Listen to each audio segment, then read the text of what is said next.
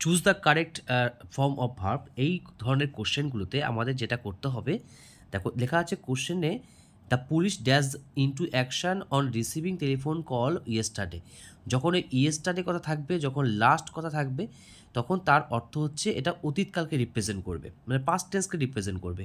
এবং past tense হলে তোমাদেরকে একটা ট্রিক শিখিয়ে দিই, তোমরা কিন্তু মনে রাখবে জিনিসটা। যখনই পাস্ট টেন্স হবে তখন একটা নিয়ম আছে, সেটা কি, যে কোনো ভার্বের যদি কোনো ভার্বের মাঝখানে যদি আই থাকে সেটা হবে প্রেজেন্ট।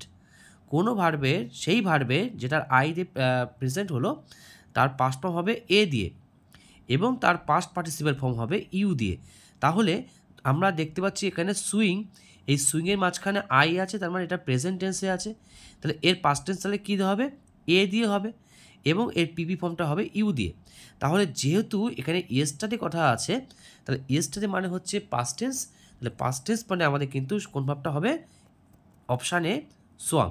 তাহলে খুব ইজিলি কিন্তু আমরা বের করতে পেলাম যে কোনো ভার্বের যদি মাঝখানে আই থাকে সেটা হবে প্রেজেন্ট টেন্স, তারই পাস্ট ফর্ম হবে সবসময় এ দিয়ে। শুধু আয়ের জায়গায় শুধু এ হবে, আর পিপি ফর্মে কিন্তু এর জায়গায় শুধু ইউ হবে। আমরা কিন্তু এই ট্রিক্সটা কিন্তু মনে রাখবো, কারণ ভার্বের ফর্ম মুখস্থ করতে গেলে এটা খুব একটা কাজে লাগবে।